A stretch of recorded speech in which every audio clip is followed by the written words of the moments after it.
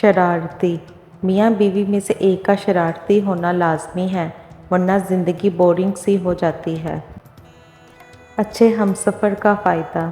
اچھا ہمسفر وہ ہے جسے دیکھنا تمہیں خدا کی یاد میں مصروف کر دے، جس کی گفتگو تمہارے علم میں اضافہ کر دے اور جس کا ہر نیک عمل آخرت کی یاد دلائے۔ خوش نصیب عورت۔ خوش نصیب ہے وہ عورت جس پر ایک مرد پابندی لگاتا ہو، کیونکہ اکثر وہ باغ اجڑ جاتے ہیں جن کا کوئی مالی نہیں ہوتا، اور میرے خیال میں وہ عورتیں یقیناً لاوارث ہوتی ہیں جو اس قسم کی روک ٹوک سے محروم ہیں۔ بہن۔ عربی کہاوت ہے کہ اگر یوسف علیہ السلام کی کوئی بہن ہوتی تو کبھی انہیں کنویں میں چھوڑ کے واپس نہ آتی۔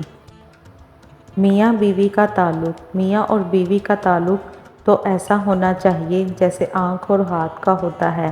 جب ہاتھ پر چوٹ لگتی ہے تو آنکھ رو دیتی ہے، اور جب آنکھ روتی ہے تو ہاتھ آنسو پونچھ دیتے ہیں۔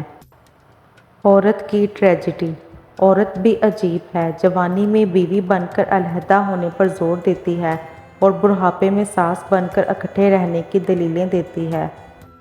لڑکیوں سوچو کیا ہوگا اس دن جس دن خاتون جنت فاطمہ زہرا نے پوچھا، کیا میرے بابا کا دین اتنا مشکل تھا کہ تم پردہ نہ کر سکیں؟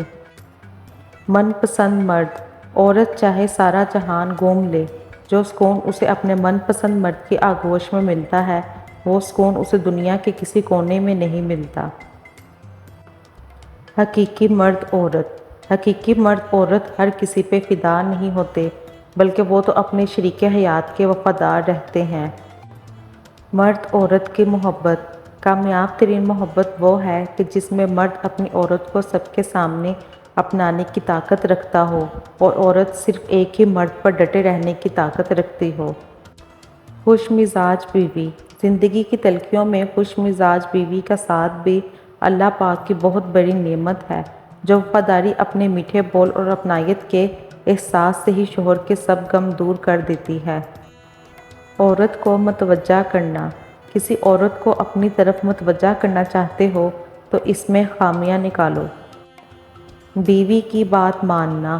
بیوی کی جائز بات یا اچھا مشورہ مان لینا زن مریدی نہیں بلکہ مرد کی اعلیٰ ظرفی کہلاتی ہے۔ بہترین ساتھی۔ حضرت علی رضی اللہ تعالیٰ عنہ نے ارشاد فرمایا، جہاں سچائی اور خلوص نظر آئے وہیں دوستی کا ہاتھ بڑھاؤ، ورنہ تنہائی بہترین ساتھی ہے۔ بھاگ کر شادی۔ اسلام ہمیں پسند کی شادی کی اجازت دیتا ہے، لیکن اسلام بھاگ کر اپنے والدین کی عزت کا جنازہ نکال کر شادی کرنے کی اجازت بالکل نہیں دیتا۔